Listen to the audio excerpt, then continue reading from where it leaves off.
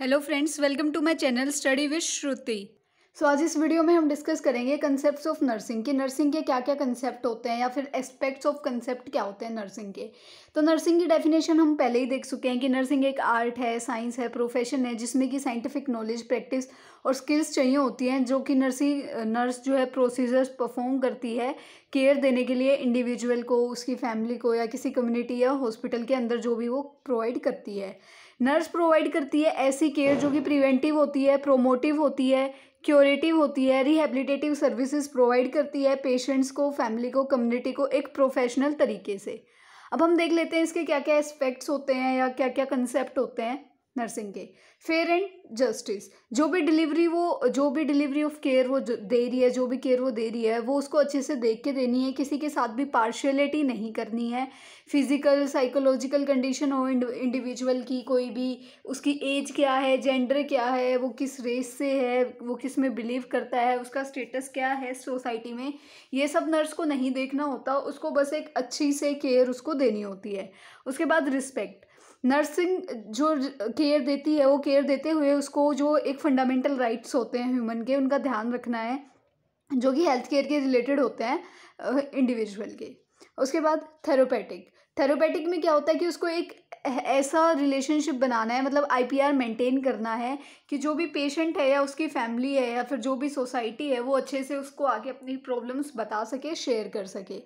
Collaboration, उसको अपनी जो भी इंडिपेंडेंटली अगर वो वर्क कर रही है तो ठीक है, लेकिन उसको इंडिपेंडेंटली वर्क करना आना भी चाहिए। उसके साथ वो जो भी उसके टीम के मेंबर्स हैं जो उसके साथ केयर देने में उसके साथ हैं, उनके साथ कैसे कैसे उसकी डेवलपिंग स्किल्स होंगी, कैसे प्रोफेशनल नॉलेज वो शेयर करेगी,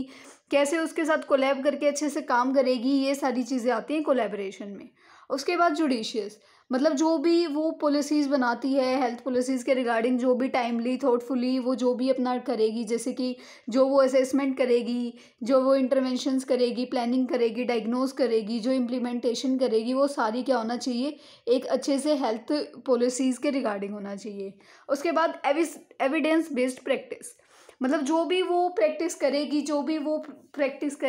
वो केयर जो है प्रोवाइड करेगी पेशेंट को, उसका कोई ना कोई एविडेंस होना चाहिए, पहले प्रूफ होना चाहिए, कोई रिसर्च्ड होनी चाहिए वो प्रैक्टिस, क्योंकि अगर वो खुद से कुछ नया करेगी और उससे पेशेंट को प्रॉब्लम होगी तो उसके लिए वही रिस्पॉन्सिबल है। इसलिए हमेशा एविडेंस बेस्ड प्रैक्टिस ही की जाती है। उसके बाद आता है पेशेंट ऑटोनॉमी, कि वो पेशेंट के जो भी उसका रिफ्यूजल है अगर ट्रीटमेंट को लेके, तो उसका जो भी डिसीजन है वो उसकी रिस्पेक्ट करेगी। अगर पेशेंट कह रहा है कि नहीं उसको ये इंजेक्शन नहीं लगवाना है तो नर्स उसके साथ ज़बरदस्ती नहीं करेगी और वो उसको इंजेक्शन नहीं लगाएगी, जैसा पेशेंट चाहेगा वैसा ही होता है। उसके बाद आता है informed practice, disseminate appropriate information to patient and family members about health status, investigation and procedure done, diagnose, treatment and prognosis of the patient। मतलब हमें पेशेंट को बताना होता है, उसकी फैमिली मेम्बर्स को बताना होता है कि हेल्थ के रिगार्डिंग क्या स्टेटस है, क्या क्या